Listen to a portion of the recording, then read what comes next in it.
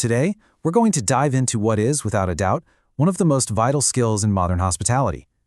We're talking about mastering cultural sensitivity throughout the entire global guest journey. From the moment they arrive at the airport to when they check into their room, these are the skills that turn a simple service into a truly unforgettable experience.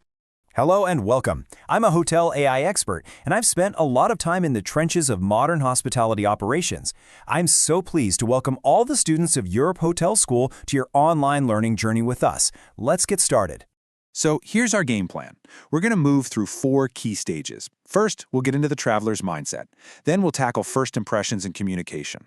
After that, we'll explore the unspoken rules of space and time. And we'll finish up by focusing on how to provide guidance when it matters most, in those really critical moments. All right, let's get right into it. Our journey really has to start with understanding the environment itself. Think about it. Travel settings like airports, shuttles, and terminals, they're basically pressure cookers where different cultures, a ton of stress, and all kinds of expectations just collide.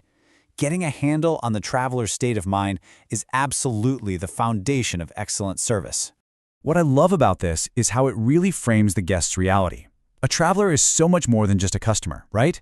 They might be completely exhausted from a 12-hour flight, confused by signs they can't read, or just trying to navigate a system that feels totally alien to them. And this is exactly where our compassion becomes a critical skill. What feels like a routine, everyday procedure for us can be a genuinely overwhelming moment for them. Just recognizing that, well, that's the first step to providing truly exceptional care. So that all leads perfectly into our next section, which is all about those crucial first moments of interaction. The way we communicate in just the first 30 seconds can set the entire tone for a guest's experience. And as you're about to see, effective communication is definitely not a one-size-fits-all kind of deal. This chart just brilliantly illustrates a core concept you have to know. On one side, you have high-context cultures, like in Japan or the UAE. So much is communicated through tone, respect, and those little nonverbal cues. A simple, subtle nod and a calm, polite greeting can build trust instantly. But then you have low-context cultures, like in the US or Germany, where guests often expect you to be direct, friendly, and efficient. The key here isn't to memorize a rule book for every country. It's about learning to read the guest's energy and adapting your approach on the fly. So, this all boils down to one simple truth. Clarity reduces anxiety. When a guest is somewhere unfamiliar, uncertainty is their absolute worst enemy. I mean, think about the difference between saying soon versus in 10 minutes. One is vague and adds to the stress. The other is a promise, something they can count on. Using simple language, clear gestures, and actually pointing to signs, all of this helps bridge any language gap and makes every single guest feel informed and secure.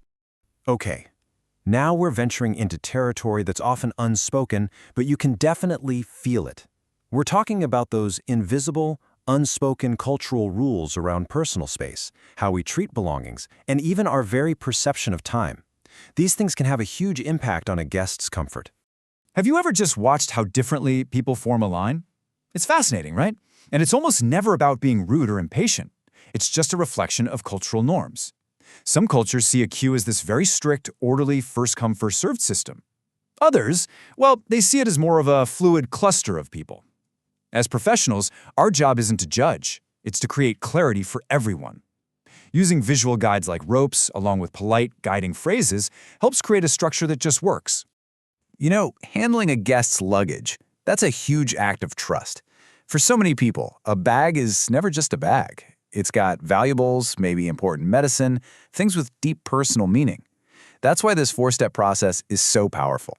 It turns the idea of respect into something you can actually do. Asking first shows courtesy. Handling bags with visible care builds their confidence in you. And that little bit of reassurance, that gives them peace of mind.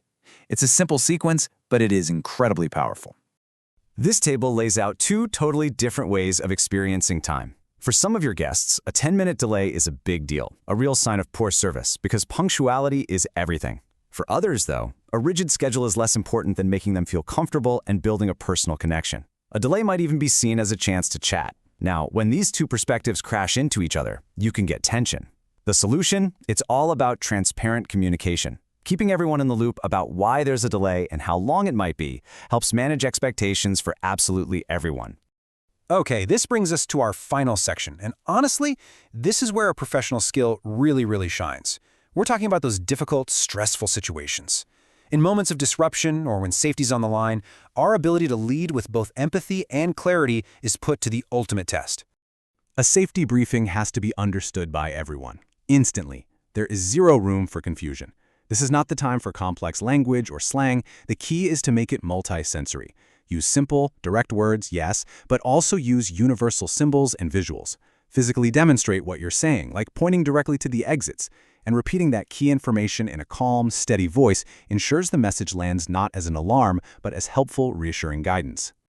Look, travel disruptions are going to happen. It's just a fact of life in this business. But guest meltdowns, those are not inevitable.